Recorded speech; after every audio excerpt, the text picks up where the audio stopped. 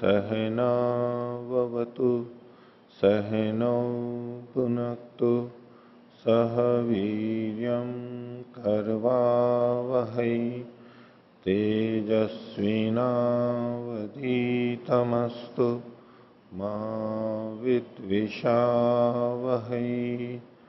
ओम शांति शांति शांति। मीमांसा दर्शन की 71वीं कक्षा। मीमांसा दर्शन के प्रथम अध्याय के चतुर्थ पाद को हम देख रहे हैं और इसमें अर्थवाद का प्रसंग चल रहा है।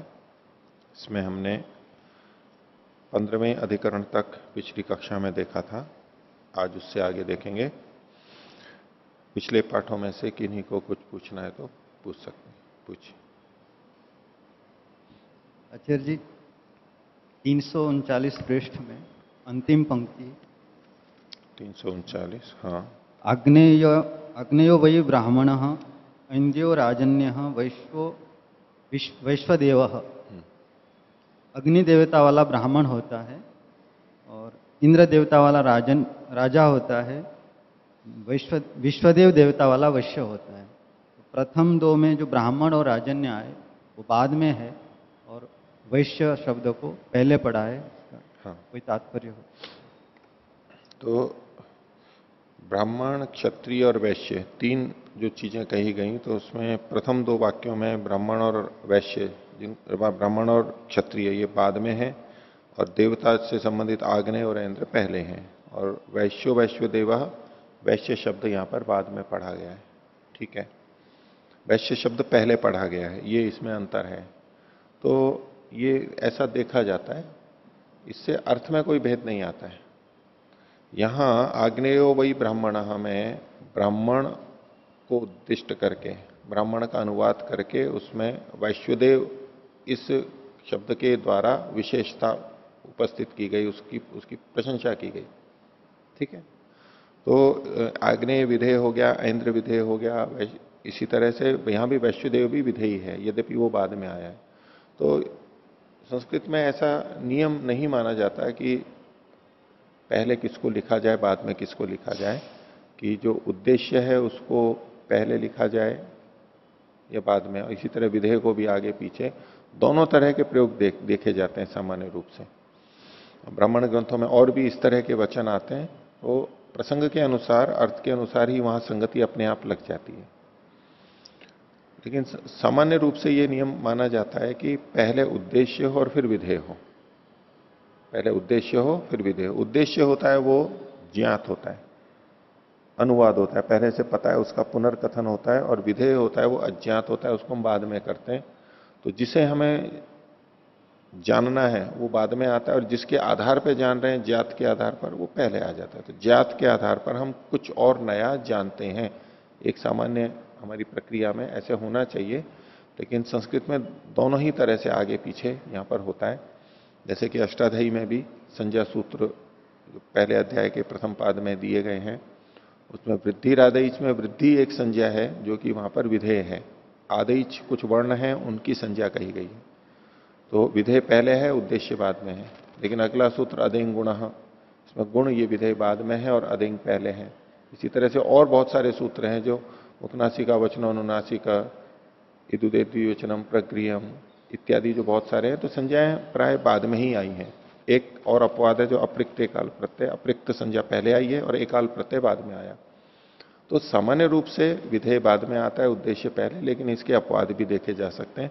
तो इसलिए यहां पर ऐसा कथन होता है, उसमें कोई विशेष प्रयोजन हो जिससे आगे पीछे किया गया हो, वो अन्वेष्टव्य है। वृद्धिरादाई सूत्र में तो वृद्धि शब्द मंगलार्थ है, बढ़ना, वृद्धि अच्छा अर्थ है, अच्छा शब्द है, इसलिए वो मंगलार्थ उसको पहले प्रयोग किया गया, ये स्वीकार किया जाता है। पर अपवाद ब्राह्मण ग्रंथों में ही देखे जाते हैं इस तरह से। ठीक है, और कोई? ओ आचार्य जी, पृष्ठ संख्या 335 में जी, इसमें आचार्य जी ये तत्सिद्धि ही इस सूत्र से लेकर के आगे एक समवायात सूत्र आएगा, वहां तक इन्होंने कहा है कि वो एक सूत्र है।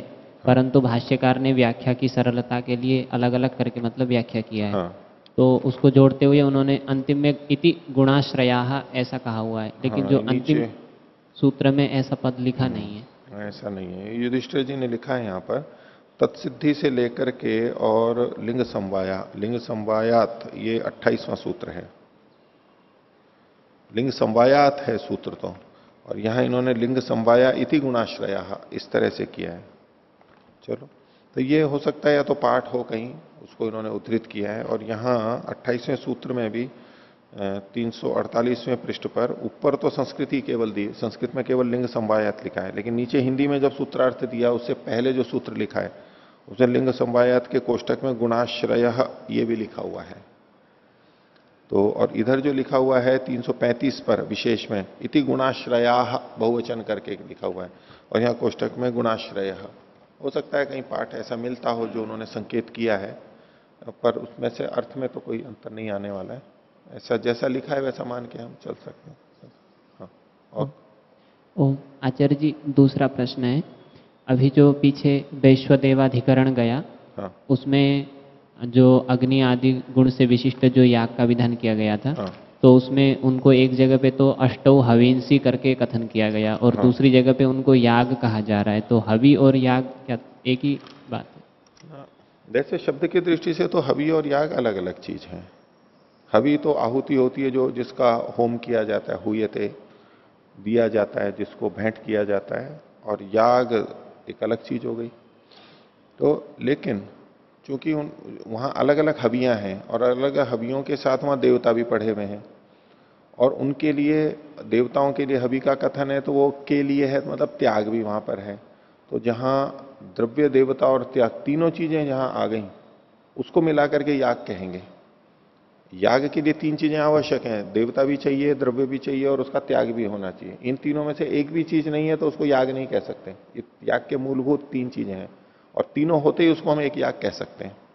तो यद्यपि वो प्रसंग काफी बड़ा है और उसमें कई बहुत सारी आहुतियां हैं, आगे पीछे वहां 30 आहुतियां हैं, बीच में ये 8 प्रधान आहुतियां हैं, तो एक याग के अंतर्गत आते हुए भी चूंकि इन आठों के अलग अलग देवता हैं और अलग अलग द्रव्य हैं और उनका त्याग किया जा रहा है, तो इतने अंश में इनको 8 याग के नाम से कह दिया गया, याग कह सकते हैं। और चूंकि 8 हवियां हैं तो हवि को भी कह सकते हैं। अब देवता को क्या होता है, 8 देवता भी हैं, बाकी ग्रहण सबका हो जाएगा उसमें। पर्यायवाची तो नहीं है, लेकिन हाँ उस संदर्भ में कभी उसको हवि शब्द से भी संकेतित कर देते हैं कि भाई ये 8 हवियां हैं, और कहीं 8 याग के रूप में भी कह सकते हैं कि देखो यहाँ 8 याग है। अलग अलग ढंग से संकेत है दृष्टि भेद से। ठीक है। और ओ आचार्य जी, और एक प्रश्न है, अभी ये जो जाति ही सूत्र आया था तो उसमें आग्नेय ब्राह्मण और ऐन्द्र राजन्य और वैश्यो वैश्वदेव ये कहा गया था। तो इसका समाधान इसमें किया कि ये जाति होने से, अर्थात एक जातीय होने से, एक साथ मुख से इन सब की उत्पत्ति हुई है, अग्नि की और ब्राह्मण की साथ साथ में, इसलिए ब्राह्मण को आग्नेय कहा गया।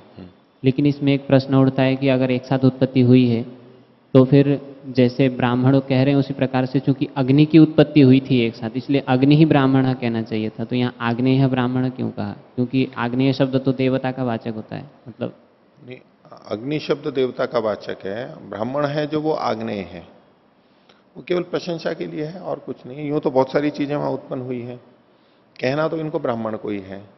अब ब्राह्मण की प्रशंसा हमारे को करनी है तो उनमें से किस चीज से करेंगे? ब्राह्मण की प्रशंसा किस चीज से करेंगे? तो मुख से त्रिवृत हुआ तो स्तोम का नाम लेके कर सकते हैं, वो भी प्रशंसनीय है, या देवता का नाम ले सकते हैं। अब वो गाय छंद का नाम ले सकते हैं, और शाम का नाम ले सकते हैं, और या पशु का नाम ले सकते हैं। तो ले तो कुछ भी सकते हैं, पर देवता चूंकि अच्छा होता है, श्रेष्ठ माना जाता है, तो उससे कर दिया गया है इनका।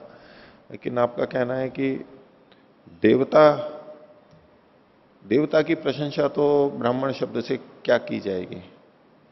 ब्राह्मण की प्रशंसा देवता शब्द के संयोग से हो जाएगी।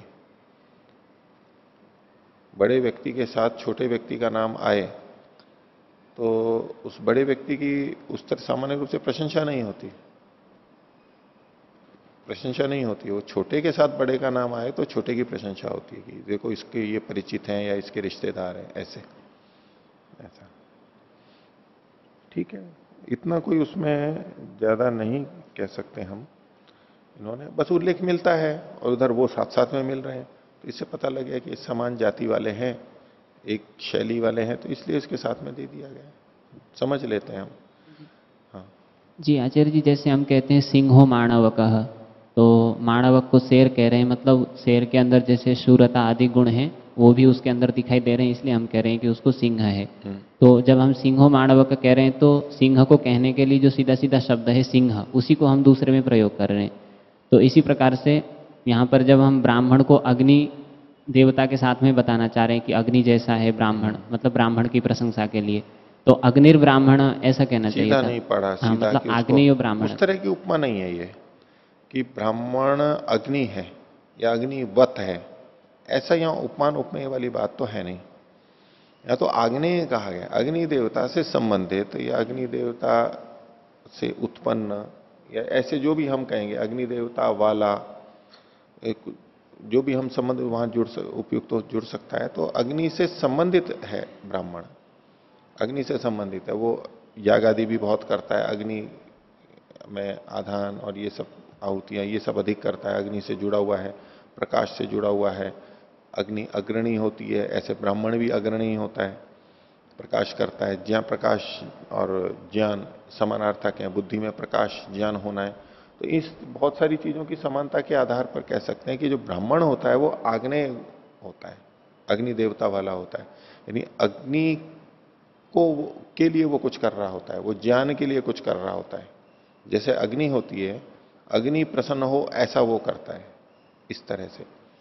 तो संबंधित ही लेना चाहिए इसको, उपमान उपमेय की तरह से तात्पर्य तो चला जा सकता है, लेकिन सीधे सीधे वो कथन नहीं है इन्होंने, नहीं तो बोल देते हैं अग्नि ही ब्राह्मण है, अग्नि ब्राह्मण है, ऐसा बोल सकते थे, वो नहीं बोला है, आग्नेय का है सभी जगह पे।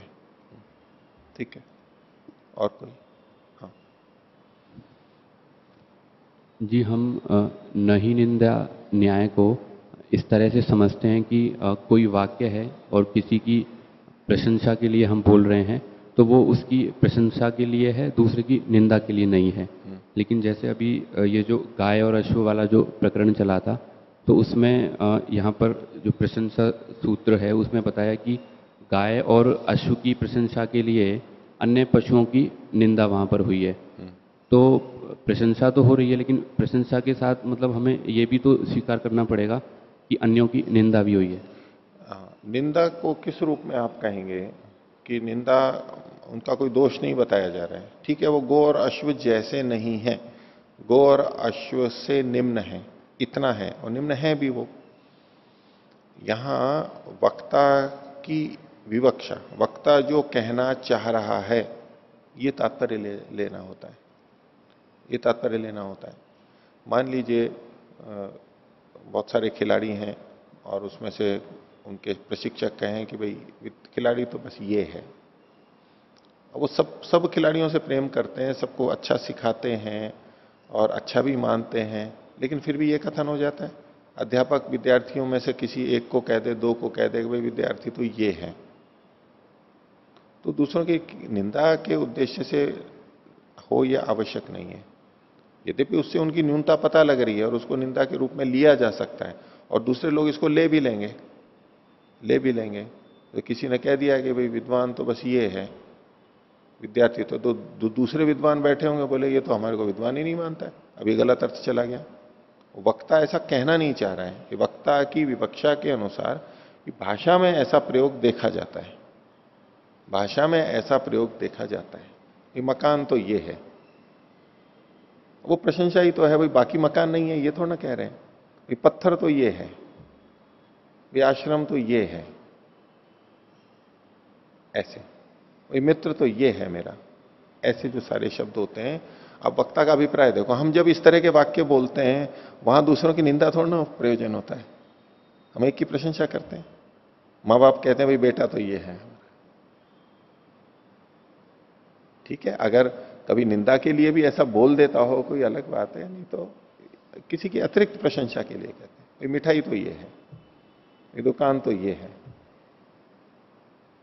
ठीक है, भाई दवाई तो ये है, बाकी दवाई थोड़ा है, उसी अर्थ में लेना चाहिए।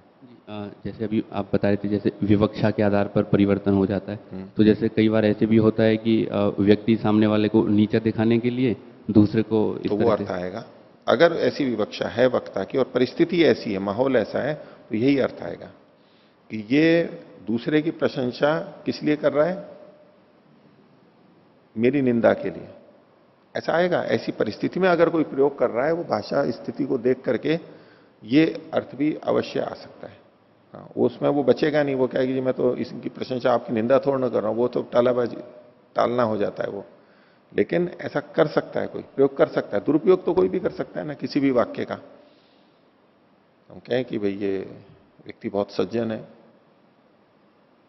व्यक्ति बहुत भोला है, ठीक है, अब ये तो वैसे तो प्रशंसा ही है, लेकिन इसका निंदा में प्रयोग नहीं होता है।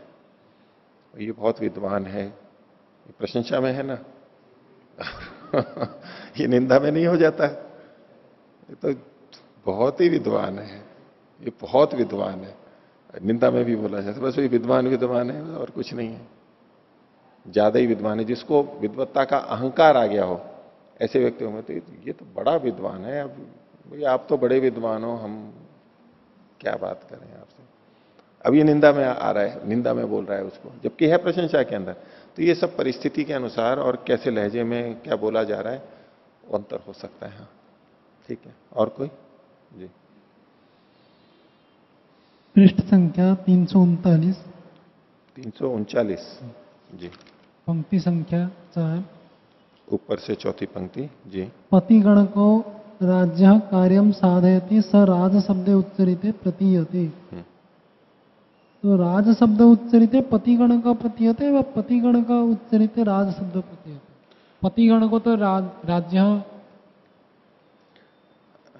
कर्मचारी भवति नहीं, जैसे इसको आपको देखना होगा, इनका प्रश्न यह है कि यहां जो वाक्य लिखा है कि पत्तिगणक जो है वो राजा का कार्य करता है, तो वो यानी पत्तिगणक राज शब्द के उच्चरित होने पर प्रतीत होने लगता है, यानी राज शब्द से पत्तिगणक का बोध होता है, ये है। तो अब इनका प्रश्न यह है कि राज शब्द से तो राजा का ही बोध होता है, पत्तिगणक का थोड़ा ना होता है ऐसा। इन्होंने जैसे पीछे बात रखी कि जो मुख्य व्यक्ति होता है उसके सहायक जो होते हैं उन सबका भी ग्रहण हो जाता है, हमारे साधनों का भी ग्रहण हो जाता है। तो ऐसे ही राजा शब्द के बोलने पर राजा के साथ साथ अन्यों का भी, उसके सहयोगियों का ग्रहण हो जाएगा, पूरे राजा समुदाय का, शासकों का। एक तो वो उस तरह से जुड़ता है, राज शब्द से पत्तिगणक भी आ जाता है। हमें कहें कि प्रधानमंत्री का शासन चल रहा है, तो उससे हम उससे संबंधित आईएएस अधिकारी और ये सब जो पूरा तंत्र है वो भी साथ में अंतर्भावित रहता है, अकेले वो कर नहीं सकता है। इसलिए एक तो ये दृष्टि हुई। दूसरा, इस वाक्य को हम देखेंगे, ये जो है स राज शब्दे उच्चरिते प्रतीयते, ये राजा पत्तिगण का इस वाक्य के संबंध में जोड़ के देखिए। राजा पत्तिगण कहा, अर्थात पत्तिगणक है वो राजा है, पत्तिगणक जो है वो राजा है, पत्तिगणक को राजा शब्द से कहा जा रहा है, ठीक है। राजा को पत्तिगणक नहीं कहा जा रहा है, यहां पर पत्तिगणक को राजा कहा जा रहा है। तो ऐसे में राजा पत्तिगणक, यहां पर राजा शब्द से क्या अभिप्रेत होगा, पत्तिगणक ही होगा। इसलिए इन्होंने कहा कि स राज शब्दे उच्चरिते प्रतीयते, राजा शब्द के उच्चरित होने पर पत्तिगणक का ग्रहण हो रहा है यहां पर। और जो छोटे लोग होते हैं शासक, उनको भी कह देते हैं कि आप तो राजा हो, राजा का सहयोगी है लेकिन उसको कह देते हैं आप तो राजा हो, राजा के समान हो, इस तरह से प्रयोग होता है, ठीक है। तो यदि हम ऐसा मानते हैं, ये जो प्रशंसा में कहा गया है कि भाई यज्ञ तो यही है और सत्र तो यही है, तो जो बाकी के यज्ञ और सत्र का कथन किया गया है वो अनर्थक हो जाएगा, व्यर्थ हो जाएगा। ये तो एक बात हो गई। अब इससे जुड़ी हुई बात ही आगे कह रहे हैं, विध्यंतरंच नावकल्पेत। विध्यंतर कहते हैं अन्य विधियां, भिन्न विधियां। भिन्न विधियां कौन सी, जिसको यज्ञ कहा, जिसको सत्र कहा, उससे भिन्न यज्ञ और सत्रों की विधियां वो कहलाएंगी विध्यंतर। उनका अवकल्पन ही नहीं होगा, वो विधि ही नहीं बनेगी, उनका कथन ही नहीं होगा। कोई जब है ही नहीं वो विध्यंतर कहलाएंगी नहीं विधियां कि ये भिन्न विधियां हैं, अन्य विधियां हैं, कुछ अतिरिक्त हैं। जैसे कि विकृति यागों में कुछ विध्यंतर होता है, प्रकृति के समान चलता है और कुछ कुछ भिन्नता होती है। तो वो जो भिन्नताएं हैं, विध्यंतर है, भिन्न जो है, उसकी भी कोई आवश्यकता नहीं है। जब वो यज्ञ नहीं है, सत्र ही नहीं है, तो कोई आवश्यकता नहीं है। इसी तरह से पशु के लिए भी आप लगा सकते हैं विध्यंतर को, कि गाय और अश्व के लिए जो विधियां कही गई हैं कि गाय को ऐसा खिलाओ, गाय को ऐसा रखो, अश्व को ऐसा देखभाल करो, ये जो विधियां हैं, इससे अतिरिक्त अन्य पशुओं के लिए जो विधियां हैं, बकरी को ऐसा चारा खिलाओ, भेड़ को ऐसा करो, ऊंट को ऐसी जगह पर रखो, उसके साथ ऐसा व्यवहार करो, ये जो सारी विधियां हैं, एक तो उनको पशुओं का नाम देना वो व्यर्थ हो जाएगा, और उनसे संबंधित जो क्रियाएं कही गई हैं, विधियां बताई गई हैं, वो उनकी भी सार्थकता नहीं होगी। कथन तो मिल रहा है, लेकिन जब वो पशु ही नहीं है तो उनको कैसे प्रयोग करेंगे? तो ये व्यर्थ होंगे, और विध्यंतर की सार्थकता नहीं होगी। उसको घटा के नहीं दे सकते, उसको लागू नहीं कर सकते, नावकल्पेता, उसको हम लागू नहीं कर पाएंगे। विधियां जो हैं वो लागू होने में लागू नहीं हो पाएंगी, लागू होने में समर्थ नहीं होंगी, यूं कह लीजिए। ठीक है, और कुछ? हाँ, ये 15वां अधिकरण जो है, 15वां जी, अन्य पशुओं को अपशु कहना उनकी निंदा नहीं है, अपितु गाय की स्तुति है। हाँ, और फिर जो हम ये 26वां सूत्र कह रहे हैं वो हमारा उत्तर पक्षी का है। इसके बाद जो सूत्र आ रहा है वो उत्तर पक्षी का है, प्रशंसा वाला। जी, प्रशंसा वाला। हाँ, उसमें जो कह रहे हैं कि यदि विधि मान लें तो गाय और अश्व दो ही पशु कहलाएंगे, अन्यों की उपस्थिति अनर्थक हो जाएगी। तो ये क्या पहले पूर्व पक्षी ने ये बात रखी थी, लेकिन वो तो फिर न्याय से तो सही बात लग रही है। नहीं, न्याय तो अच्छा है, वो न्याय इस प्रशंसा सूत्र से ही निकला है। पर यहाँ ये दो विरुद्ध बातें हो रही विरुद्ध हैं। नहीं है, ये जो सूत्र से पहले वाली बात है, ये तो पूर्व पक्षी की है। देखो, ये जो सारा तीनों वचन देने के बाद में इति श्रूयते, ठीक है, तत्र विद्यर्थवाद संदेह अर्थवत्वात् विधेय इति प्राप्ते, ये प्राप्त होने पे अब सिद्धांति बोल रहा है। अब जो कह रहा है यदि विधेयोस्यु, अगर ये विधियां हों तो, अब ये सिद्धांति बोल रहा है, भाष्यकार सिद्धांति के मुख से बोल रहा है, लेकिन अभ्युपगम से बोल रहा है। पूर्व पक्षी की बात को लेते हुए यदि ये विधियां हों तो, है नहीं विधियां, उसको सिद्ध नहीं कर रहा है, यदि ये विधियां हों तो गो अश्वा एवं पशुवसु, गो और अश्व ही पशु हो जाए। आपका ये प्रश्न है कि ये सिद्धांति की बात है या पूर्व पक्षी की है? हाँ, जो पहले वाली बात है वो ये पूर्व पक्षी की है, तो गलत होनी चाहिए है? तो गलत तो नहीं है, ये बात तो सही है, न्याय के हिसाब से तो ठीक बात कह रहा है वो। नहीं नहीं, न्याय के हिसाब से कहां कह रहा है? न्याय तो ये कहता है कि उनकी निंदा, अन्य पशुओं की निंदा नहीं है। पूर्व पक्षी ये कह रहा है कि अगर हमने इसकी स्तुति की है तो ये मात्र इसकी स्तुति है, दूसरों की निंदा नहीं है। ये पूर्व पक्षी नहीं कह रहा है, ये तो सिद्धांति कह रहा है। पर अभी आप कह रहे थे पूर्व। नहीं नहीं, ये तो सिद्धांत पक्ष है जो आप बोल रही हैं, वो सिद्धांत पक्ष है। आप देखिए, आप हिंदी का पढ़ रही हैं ना, हिंदी का देख लीजिए, प्रशंसा सूत्र की व्याख्या जो है उसको क्या, उस पंक्ति को पढ़ रही थी ना आप? जी, अधिकरण में ये बात है कि अन्य पशुओं को अपशु कहना उनकी निंदा नहीं है, अपितु गाय की स्तुति है। ये अधिकरण चल रहा है, ये अधिकरण चल रहा है, और ये सिद्धांत पक्ष है, ये सिद्धांत पक्ष, ये सिद्धांत पक्ष है, पूर्व पक्षी का नहीं है ये। ठीक है। पूर्व पक्षी ने तो कहा यहां विधि होगी। विधि होगी का क्या मतलब होगा कि गाय और अश्व ही पशु हैं, उन्हीं की पशु संज्ञा की जाएगी। या तो पशु कौन है, पशु शब्द से किनका ग्रहण होगा? गाय, गो और अश्व का। बस पशु को हम उद्देश्य मान लें और गो और अश्व की विधि मान लें कि पशु संज्ञा से किनका ग्रहण होगा? गाय और अश्व का। ये विधि पक्ष होना, ये पूर्व पक्षी कहेगा। तो अगर ये विधि होगी तो अब अन्यों को, भेड़ आदि को पशु शब्द से नहीं कहा जा सकता, क्योंकि इन दो को ही पशु शब्द से कहा गया, ये विधि हो गई है। तो अन्य जगह पे नहीं कह सकते पशु शब्द को, उसमें दोष दिखाया जा रहा है, यही दोष दिखाया जा रहा है। जबकि लोक के अंदर प्रसिद्ध है, अन्यों को भी हम पशु कहते हैं। और कोई? तो आगे देखिए, पृष्ठ संख्या 346, अधिकरण संख्या 16। वही प्रसंग चल रहा है कि यहां पर अर्थवाद माने या गुण विधि माने, लेकिन भिन्न तरीके से यहां पर अर्थवाद है, वो बताएंगे। 16वां अधिकरण लिखा कोष्टक में नाम भूमाधिकरणम। क्योंकि इसमें भूमा को ध्यान में रख करके, भूमा कहते हैं अधिकता को, भूमा जैसे उपनिषद में भी आता है, यो वही भूमा तत्सुखम, नाल्पे सुखम अस्ति। जो अधिक है, बड़ा है, उसमें सुख होता है, अल्प में सुख नहीं होता है। किन्हीं भी चीजों में हम अधिकता को ही चाहते हैं, इसलिए परमात्मा में भी सुख अधिक है, इसलिए उसको चाहते हैं। तो भूमाधिकरण, अथवा इसको दूसरे ढंग से कहा बाहुल्येन सृष्टि व्यपदेशाधिकरण। सृष्टि का व्यपदेश, सृष्टि शब्द का, सृष्टि का मतलब वो सृष्टि की रचना और वो अर्थ नहीं लेना यहां पर। सृष्टि सृज धातु वाले शब्दों का जिन मंत्रों में प्रयोग किया जाता है, सृज धातु है निर्माण अर्थ वाली, सृजति सृजंती, तो सृज्यते, ये सृज धातु को लेकर के जो शब्द बने हैं और वो जिन मंत्रों में आए हैं उनको सृष्टि बोलते हैं।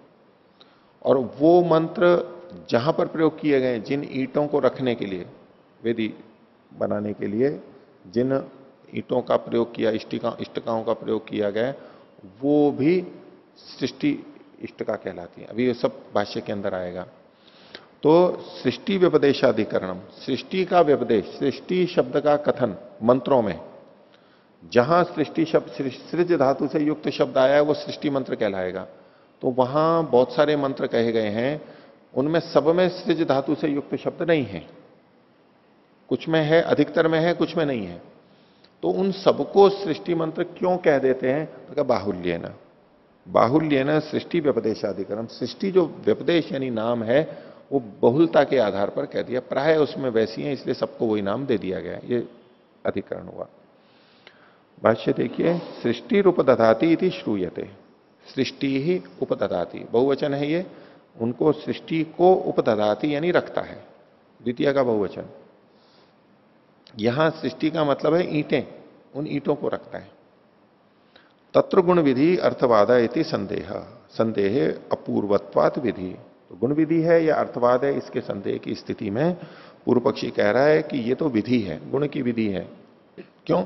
अपूर्व होने से, पहले इसका कथन नहीं किया गया, इसलिए ये विधि है। इति प्राप्ते उच्यते, ऐसा चूंकि प्राप्त होने लग रहा है ये हेतु से कि अपूर्व है इसलिए ये गुण विधि है, ऐसा करके फिर अब आगे सिद्धांती अपनी बात को रख रहा है। इसमें इन्होंने, युधिष्ठिर जी ने विवरण भी दिया है, जो व्याकरण जानते हैं वो उनको उससे स्पष्ट हो जाएगा। नहीं तो सामान्य हमें को क्या समझना है कि सृज धातु के रूप जहां है उन मंत्रों को सृष्टि मत मंत्र कहते हैं, कि सृष्टि शब्द उनमें, सृष्टि शब्द वाले मंत्र, और सृष्टि वाले मंत्रों का प्रयोग, सृष्टि शब्द वाले मंत्रों का प्रयोग जिन ईंटों को रखने के समय किया जाता है, उन मंत्रों का विनियोग वहां पर किया गया है, वो ईंटें सृष्टि मंत्र के सृष्टि नाम से कही जाती है। उसमें प्रत्यय आता है, चला जाता है, इत्यादि विवरण वहां दिया हुआ है। तो भाष्य देखिए, सूत्र है 27वां, भूमा शब्द तो एक ही है, भूमा मतलब तो अधिकता। तो भाष्य, यदि विधि ही, अगर ये विधि है, अब ये सिद्धांती बोल रहा है अभ्युपगम से, पूर्व पक्षी की बात को खंडित करने के लिए, सृष्टि मंत्र का उपदधाति इष्टका इत्यर्थः, यदि ये गुण विधि है तो सृष्टि रूप दधाती, इस वाक्य का अर्थ क्या निकलेगा? सृष्टि रूप दधाती जो हमारा विषय वाक्य है, उसका वाक्यार्थ बोध क्या होगा, वो यहां पर लिखा है। इसके अंदर आप यूं करिए, सृष्टि मंत्र कहा, सृष्टि मंत्र का ये एक ही शब्द है, बीच में रेखा है ना डैश कर रखे, सृष्टि मंत्र का ये एक समस्त पद है, और ये विशेषण है इष्टकाह का। इष्टकाह आगे जो है ना, उपदधाति इष्टकाह, सृष्टि मंत्र का इष्टकाह उपदधाति, सृष्टि मंत्र का ये द्वितीय का बहुवचन है, इष्टकाह भी द्वितीय का बहुवचन है, उनको उपदधाति रखता है, यथास्थान रखता है, इत्यर्थ, ये अर्थ बनेगा यहां पर, वाक्यार्थ वो दिया होगा। अब इसके अंदर क्या हुआ तो उसको आगे कह रहे हैं, क्या होना चाहिए क्या नहीं हुआ वो विवेचना कर रहे हैं।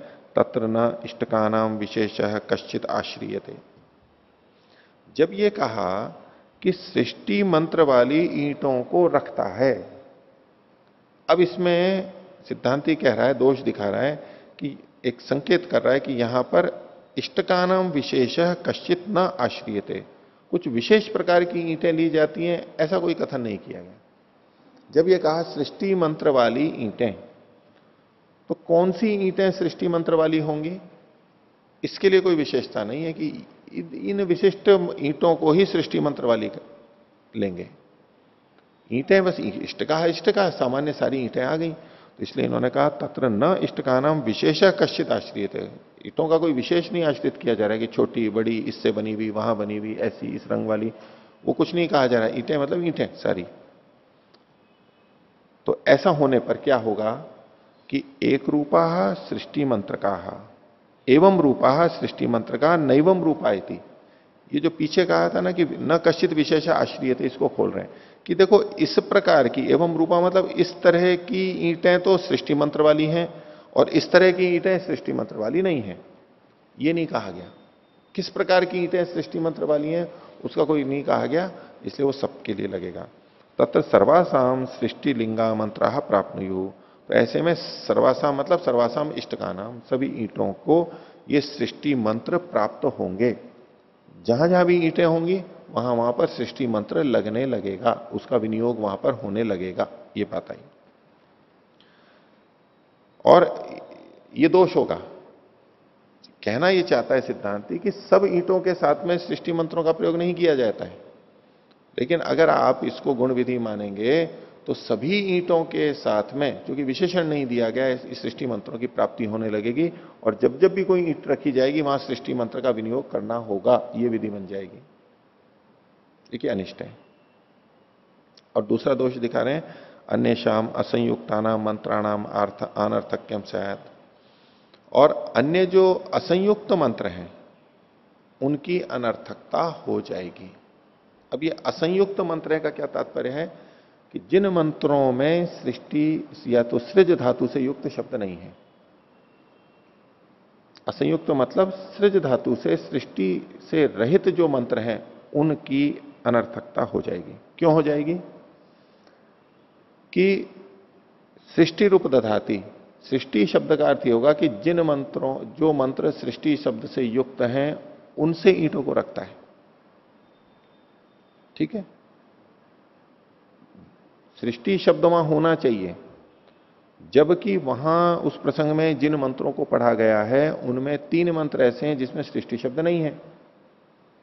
तो जो असंयुक्त है यानी सृष्टि शब्द से असंयुक्त मंत्र हैं, उन अन्य मंत्रों की अनर्थकता हो जाएगी। वहां पढ़े तो गए हैं, लेकिन अगर इसको विधि मानेंगे इस वाक्य को, तो जो सृष्टि शब्द से रहित मंत्र हैं उनको, उनका वहां पढ़ना व्यर्थ हो जाएगा, क्योंकि वो सृष्टि मंत्र नहीं है तो इष्टकाओं के साथ लगेंगे नहीं। तो वहां तो ईंटों को साथ ही जोड़ने का प्रसंग है और वो लगेंगे नहीं तो व्यर्थ हो जाएंगे, उनका पाठ व्यर्थ हो जाएगा। ये दोष आएगा। दूसरा दोष बताया, तस्मात् अनुवादो मंत्र समाम्नायात प्राप्तानाम उपधाने मंत्राणाम। तो इसमें तस्मात् अनुवाद, ये एक अल्प विराम ले लीजिए, इसलिए ये अनुवाद है। कौन सा वाक्य? सृष्टि रूप दधाती, ये अनुवाद है, यानी विधि वाक्य नहीं है। क्यों है अनुवाद? उसके लिए हेतु दिया मंत्र समाम्नानात। यहां फिर अल्प विराम ले लीजिए। मंत्रों के पढ़े गए होने से, उस प्रसंग में जो मंत्र पढ़े गए हैं, तो उन जो पढ़े गए मंत्र हैं उनका यहां पर अनुवाद किया जा रहा है इस सृष्टि शब्द से। वो मंत्र पहले पढ़े जा चुके हैं, उन मंत्रों का उल्लेख यहां पर किया जा रहा है। ठीक है, और वो कौन से मंत्र हैं मंत्र समाम्नात? तो कहा कि उपधाने प्राप्तानाम उपधाने मंत्राणाम। अन्वय यूं करेंगे, उपधाने प्राप्तानाम मंत्राणाम। उपधान में यानी ईंटों को रखने में जो मंत्र प्राप्त थे, ये जो इन्होंने कहा था कि किन ईंटों की प्राप्ति है, तो नहीं, किन मंत्रों की प्राप्ति है, इसका पीछे प्रश्न क्या बनेगा? केशा मंत्राणाम। देखो, मंत्र समाम्नानात, मंत्रों का पढ़ा गया होने से, तो केशा मंत्राणाम समाम्नानात, किन मंत्रों के पढ़े गए होने से? तो उसका उत्तर है उपधाने प्राप्तानाम मंत्राणाम। उपधान में, उपधान के प्रसंग में, प्रकरण में जो मंत्र प्राप्त हैं, वहां लिखे गए हैं, उन मंत्रों का, उनकी प्राप्ति होगी, उनका अनुवाद है यहां पर। आगे, सृष्टि नाम संकीर्तनम सर्जनार्थ वादार्थम। यहां सृष्टि ये शब्द का संकीर्तन क्यों किया गया है, सृष्टि शब्द क्यों कहा गया, तो बोले सर्जन के अर्थवाद के लिए। सर्जन मतलब निर्माण, सर्जन रूप प्रयोजन के लिए।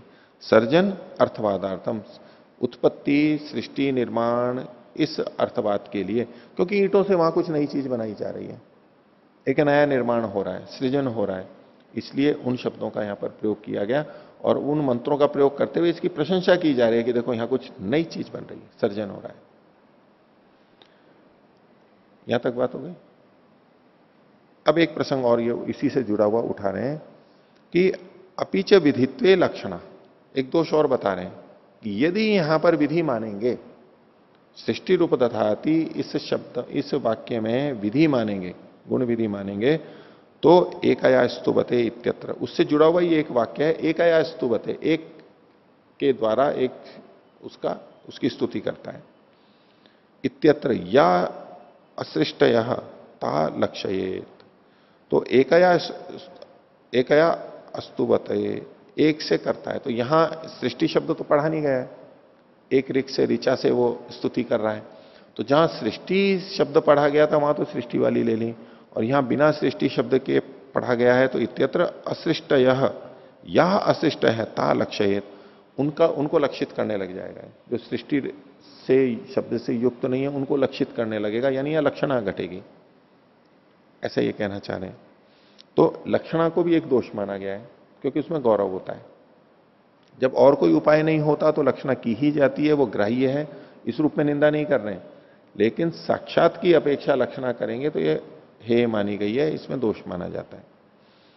तो जब सिद्धांती ने पूर्व पक्षी को कहा कि विधि मानोगे तो लक्षणा होगी, तो ऐसे में फिर पूर्व पक्षी पलट करके कह रहा है ननु अनुवादे भी लक्षणा, अनुवाद में भी तो लक्षणा है, अपने में लक्षणा वो स्वीकार कर रहा है, लेकिन उसको कह रहा है इसमें भी तो लक्षणा है, अनुवाद आप कर रहे हो तब भी तो लक्षणा हो रही है यहां पर, और लक्षणा आप करोगे तो लक्षणा तो दोनों तरफ हो गए, इसलिए आप मेरे पक्ष को इसलिए खंडित नहीं कर सकते कि ये आप इसमें लक्षणा है, अब ये खंडित नहीं कर सकते क्योंकि वो दोष समान हो गया दोनों पक्षों में। तो इसलिए पूर्व पक्षी ने कहा ननु अनुवादे भी लक्षणा, पर इसका उत्तर सिद्धांति दे रहा है कि न अनुवाद पक्षे लक्षणायाम दोषः, लक्षणा में अनुवाद पक्ष में अगर लक्षणा करते हैं तो उसको दोष नहीं कहते। अभी एक नई बात है कि विधि पक्ष में लक्षणा करेंगे तो दोष होगा और अनुवाद पक्ष में लक्षणा करेंगे तो दोष नहीं होगा। क्यों नहीं होगा वो तो अभी थोड़ी चर्चा करते हैं इसकी, लेकिन एक सिद्धांत है इनका, अनुवाद पक्ष में लक्षणा को दोष नहीं माना जाएगा, इसलिए ये अनुवाद ही लिया जाएगा। विधि पक्ष में आप लक्षणा में जा रहे हो तो ये दोष माना जाएगा। न अनुवाद पक्षे लक्षणायाम दोषः, इसको थोड़ा सा यूं समझिए, मैं पहले कुछ लौकिक वाक्य बोलता हूं और उसके अंदर मैं आपसे कुछ पूछता हूं, आपको खुद को भी पता लगेगा वैसे, और फिर इसको समझने का प्रयास करेंगे कि क्यों ऐसा कह रहे हैं। अनुवाद और विधि का अंतर आपको पता है कि विधि का मतलब है पहली बार बोला जा रहा है वो, और अनुवाद का मतलब है पहले से कुछ निर्धारित है और उसको उद्धृत करते हुए लक्षित करते हुए कुछ बोला जा रहा है। अब इसके अनुसार मैं एक वाक्य बोलूं, मान लो 10 व्यक्ति बैठे हैं, 10 में से 2 के पास में छतरी है और 8 के पास में छतरी नहीं है, एक तरफ बैठे हैं 10 जने, 2 के पास में छतरी है और 8 के पास में छतरी नहीं है, बैठे हैं, इससे पहले कुछ नहीं बोला गया है। अब मैं कहूं कि छतरी वाले खड़े हो जाएं, छतरी वाले खड़े हो जाएं, छतरी वाले कौन है इसकी कोई पहले से विधि नहीं हुई हुई है, ये पहली बार ही कहा जा रहा है। छतरी वाले खड़े हो जाएं तो कितने लोग खड़े होंगे? 2 होंगे। अगर इसमें लक्षणा करें कि भाई छतरी वाले मतलब तो ये जो 10 के 10 ये खड़े हो जाएं, अगर छतरी 2 के पास में है और बाकी 8 को भी लेकर के 10 खड़े हों तो ये तो कहलाएगा लक्षणा में गया चला गया अर्थ, क्योंकि मुख्य अर्थ तो क्या होगा, जिनके पास 2 के पास छतरी है वो ही खड़े होंगे और बाकी के 8 खड़े नहीं होंगे, ये तो मुख्य अर्थ हुआ, ये लक्षणा में नहीं गया। लेकिन उन दो को करके बाकी भी जो उनके आसपास बैठे हैं वो भी छतरी वाले कह दिए जाते हैं उपलक्षण से, लक्षणा से, और फिर वो सारे के सारे खड़े होंगे, तो ये लक्षणा वाला अर्थ होगा। तो जब मैं पहली बार ये कहूंगा कि छतरी वाले खड़े हो जाएं, तो ये विधि वाक्य है, और ऐसे में कोई लक्षणा करके दसों के दसों खड़े हो जाएं तो ये गलत होगा। दो को ही खड़ाना होगा जो वास्तव में छतरी वाले हैं, क्योंकि ये विधि की जा रही है, विधि में लक्षणा नहीं होगी। अब इसको ऐसी परिस्थिति में लीजिए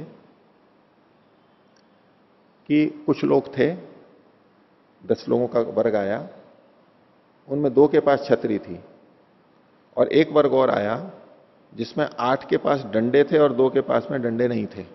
मैं छतरी न्याय और डंडी न्याय को जोड़ करके कह रहा हूं।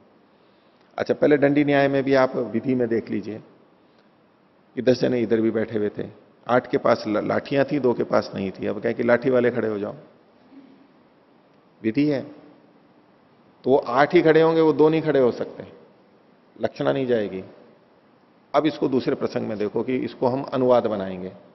अनुवाद के लिए पहले ये विधि क्या होगी कि 10 जने इधर बैठे थे, 10 जने इधर बैठे थे, तो बोले ये 10 जने क्या है, छतरी वाले हैं। थे 2 ही छतरी वाले, लेकिन कथन क्या हो गया, ये 10 कैसे हैं, छतरी वाले हैं। अब छतरी वाले शब्द से किसको लक्षित कर रहे हैं, उन 10 को लक्षित कर रहे हैं। पहले से कह दिया गया कि ये छतरी वाले हैं, और इधर डंडे वाले हैं, 8 के पास डंडे हैं, 2 के पास डंडे नहीं है, हमने कहा कि ये डंडे वाले हैं। ये छतरी वाले हैं, ये डंडे वाले हैं। छतरी वाले कौन है, 10, और डंडे वाले कौन है, ये 10। अब बैठे, अब ये बोलेंगे कि छतरी वाले खड़े हो जाओ। अब कौन खड़े होने चाहिए, हैं, सारे 10 खड़े होने चाहिए। चूंकि पहले विधि हो चुकी है, अब ये अनुवाद है, इसमें लक्षणा हो सकती है, बाकी 8 भी खड़े हो जाएंगे। अब ये दोषप्रद नहीं है। ऐसे ही डंडे वालों को कहेंगे डंडे वाले खड़े हो जाओ, तो 10 के 10 खड़े होंगे। तो ये एक सिद्धांत है, बड़ा समझने लायक है, और इसको व्यापक कहां कहां हम प्रयोग कर सकते हैं तो देखने की बात है, लेकिन एक सिद्धांत है बड़ा। विधि पक्ष में लक्षणा दोष माना जाएगा और अनुवाद पक्ष में लक्षणा दोष नहीं है। ठीक है, ये जो लौकिक उदाहरण है इससे लगेगा ना, हाँ, नहीं तो सामान्यतः हमारे मन में आएगा कि लक्षणा जब दोष है तो विधि में क्यों नहीं दोष है, विधि में क्यों दोष है और लक्षणा में क्यों, और अनुवाद में क्यों नहीं दोष है, ये सारी बात आएंगी। इसमें जो और भी बातें कही जाती हैं कि क्यों ऐसा माना जाता है, तो इसमें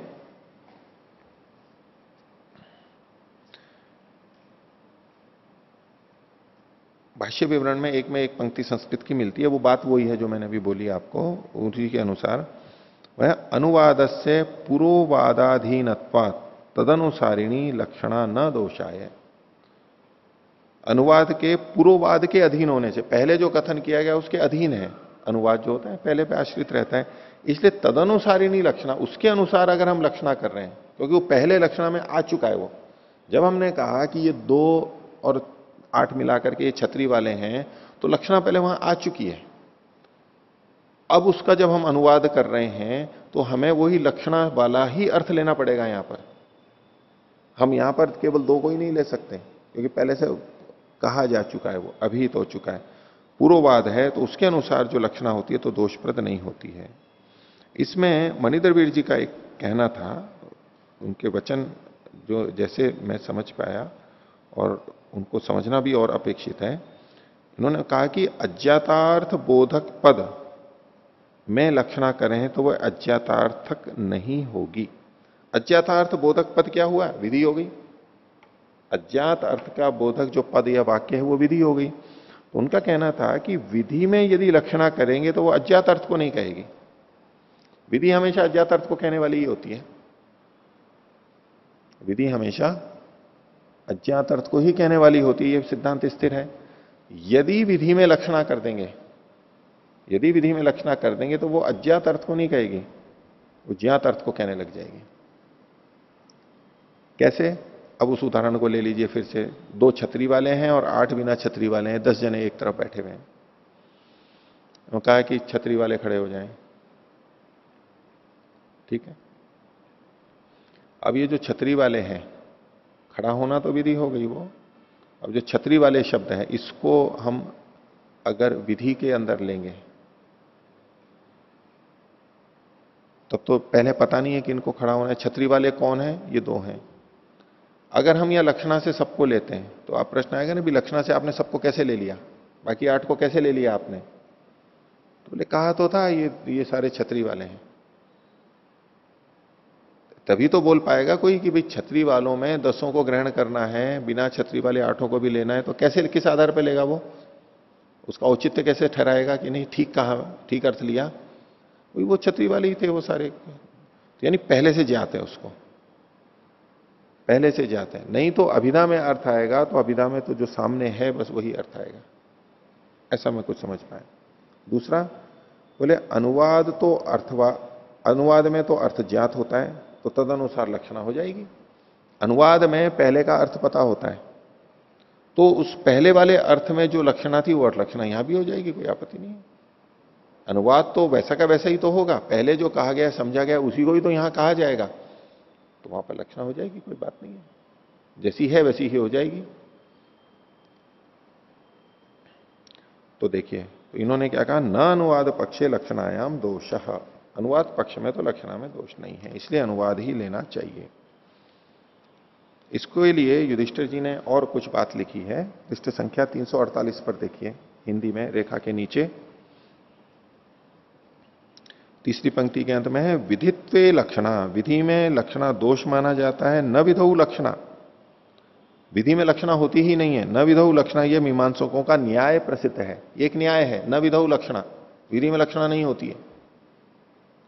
मीमांसक लोगों का यह स्थिर न्याय है, सिद्धांत है, मत है कि विधि में लक्षणा नहीं होती है। अब यह हमारे को ध्यान रखने की बात है कि कई बार हम विधि भी कर रहे हैं और उसमें लाक्षणिक अर्थ भी निकाल रहे हैं, वहां रुकना पड़ेगा हमारे को। अगर हम वहां लाक्षणिक अर्थ निकाल रहे हैं तो हमें सोचना होगा कि फिर विधि कोई और होगी, इसको अनुवाद मानना पड़ेगा।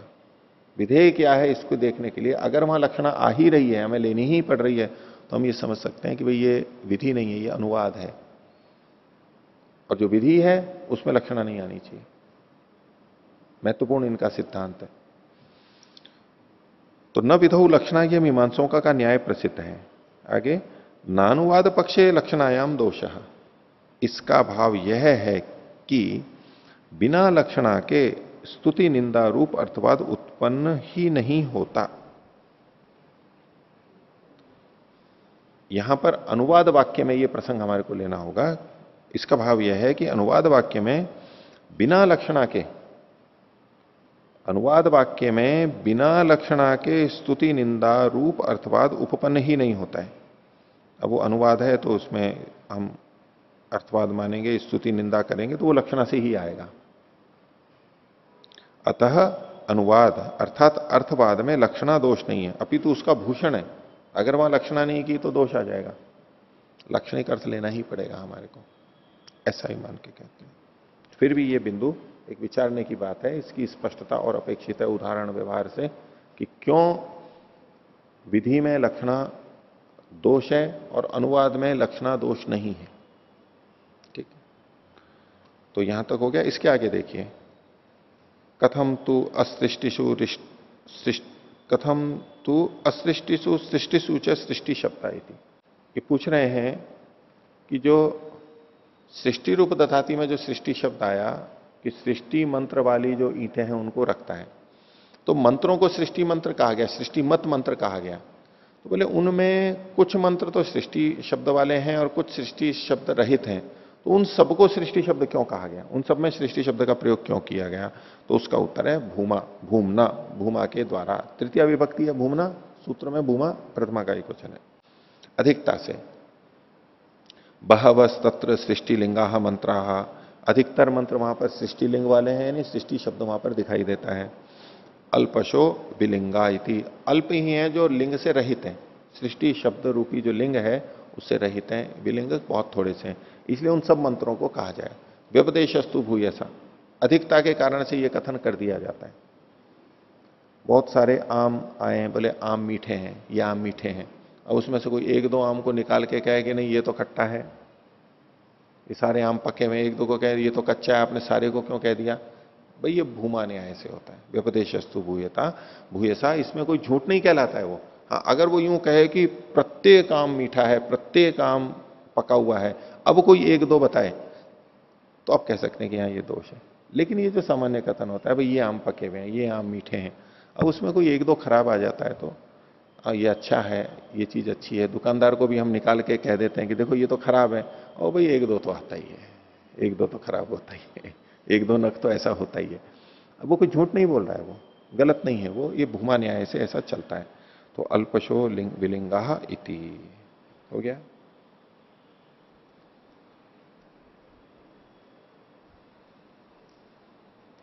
तो यहां लक्षणा में दोष इसलिए नहीं है क्योंकि यहां समूह की विवक्षा होती है, समूह की विवक्षा होने के कारण से इसमें दोष नहीं है। हाँ जी, इस सूत्र के भाष्य में जो तीसरी पंक्ति है, हाँ। जो सिद्धांति ने दोष बताया है, दूसरा अन्येषाम असंयुक्ता नाम मंत्राणाम अनर्थक्यम स्यात्। तो जब पूर्व पक्षी ऐसा मानेगा कि किसी भी ईंट, मतलब सिद्धांति उसमें अभ्युपगम से दोष दिखा रहा है कि अगर आप उसको विधि मानोगे फिर तो कोई सी भी ईंट लेनी पड़ जाएगी और उसमें कोई नियम नहीं रहेगा। तो फिर ऐसे में तो फिर ये भी दोष दिखाया जा सकता है कि फिर जो सृज धातु वाले जो मंत्र हैं, सृष्टि मंत्र हैं, उनकी भी अनर्थकता होगी ना, क्योंकि यहाँ पर सिर्फ जो असृष्टि वाले जो मंत्र हैं उनकी अनर्थकता दिखाई जा रही है। वहां जो मंत्र पढ़े गए हैं उन मंत्रों में सृष्टि शब्द से रहित जो मंत्र हैं उनकी अनर्थकता, ये एक पक्ष है। और वहां जो सृष्टि मंत्र शब्द वाले मंत्र हैं उनका तो प्रयोग हो जाएगा, वो क्यों अनर्थक होंगे। वहां जो मंत्र पढ़े गए हैं जिनमें सृष्टि शब्द है वो तो ईंटों के उपदान में वहां विनियुक्त हो जाएंगे, तो वो तो अनर्थक नहीं होंगे। ठीक है। जो पूर्व पक्षी है वो तो किसी भी ईंट को लेकर के बात कर रहा है ना जी। पूर्व पक्षी नहीं, यहां वाक्य में सृष्टि रूप दधाती या तो ईंटों को लिया, ईंटें कोई सी भी हो सकती हैं, दो अलग अलग बातें हैं। आप ईंटों को लेना चाहते हैं तो वो होगा कि कोई सी भी ईंट ली जा सकती है, ये दोष आएगा। सिद्धांत ये दोष कह रहा है क्योंकि फिर हर ईंट के साथ में वो मंत्र लगने लगेंगे जो कि इष्ट नहीं है, नहीं इच्छित है। एक तो वो दोष अलग हो गया, उसको छोड़ दो, अब उसको इसके साथ मत जोड़ो। अब मंत्रों में भी दोष आएगा कि सृष्टि मंत्र वाले मंत्र, सृष्टि शब्द वाले मंत्र ही प्रयोग किए जाएंगे, अन्य मंत्रों का प्रयोग नहीं होगा, जबकि वहां वो पढ़े गए हैं। इसलिए इन्होंने कहा असंयुक्त, जो असंयुक्त हैं, सृष्टि शब्द से रहित हैं, वो ही अनर्थक होंगे। जो सृष्टि शब्द से युक्त हैं वो तो लागू हो ही जाएंगे, उनका तो उपयोग हो जाएगा। हो गई बात यहां तक तो। अच्छा, इसमें एक बात और बोलता हूं फिर मैं आपको, इसका दूसरा अर्थ भी किया जाता है कि मतलब पहला वाला अर्थ है वो रखते हुए दूसरी चीज और बोली जा रही है कि अन्येषाम असंयुक्तानाम मंत्राणाम अनर्थक्यम स्यात्। जो मंत्र यहां पर नहीं पढ़े गए हैं, जो मंत्र इस प्रकरण में नहीं पढ़े गए हैं लेकिन सृष्टि शब्द से युक्त हैं वेद में अन्यत्र, उनकी अनर्थकता हो जाएगी। अगर आप यहां पढ़े हुए मंत्रों को ही लेते हैं, ठीक है, यहां जो मंत्र पढ़े गए हैं उन्हीं को लेना है। अब यहां पर कहा गया है कि सृष्टि शब्द वाले सभी मंत्रों को ले, अब यहां जो मंत्र हैं वो काम में आ गए। अब जो वो मंत्र हैं जिनमें सृष्टि शब्द पढ़ा गया है उनका उपयोग तो आप कर नहीं पाओगे यहां पर, तो उनकी भी अनर्थकता हो जाएगी। ये भी यहां पर तात्पर्य लिया जाता है। पर पहले जो बताया वो अधिक संगत है, इसके साथ साथ ऐसा भी करते हैं कि उन मंत्रों की भी अनर्थकता हो जाएगी। क्योंकि दो बातें होंगी, जब इस वाक्य ने तो कहा कि सृष्टि रूप दधा, सृष्टि रूप दधाती, सृष्टि मंत्र, सृष्टि शब्द वाले मंत्रों से उपधान करता है, तो यहां पर यह तो नहीं कहा गया था कि इस प्रकरण में जो पढ़े गए हैं सृष्टि मंत्र उन्हीं को लेकर, कहीं से कोई से भी आ सकते थे। वाक्य ने तो ये कहा ना, जैसे ईंटें नहीं बंधी है ऐसे सृष्टि शब्द वाले मंत्र भी नहीं बंधे हैं, सभी की प्राप्ति होने लग रही है। लेकिन यहां इस प्रकरण में जो पढ़े गए हैं उन्हीं को जब लेगा तो अन्य जो सृष्टि शब्द वाले मंत्र हैं वो व्यर्थ होने लग जाएंगे। उस पक्ष में ऐसा भी संगत लगा सकते हैं, उनकी व्यर्थता हो जाएगी। इसलिए यहां पर विधि या गुण विधि नहीं मानेंगे, ये केवल उन ईंटों की प्रशंसा है। इन ईंटों से चयन किया जा रहा है, सृजन किया जा रहा है, और ऐसे मंत्र के साथ में किया जा रहा है, तो ये सृजन हो रहा है, ये प्रशंसा के लिए है बस। तो आज का पाठ, अभी का पाठ इतना ही रखते हैं। प्रणव।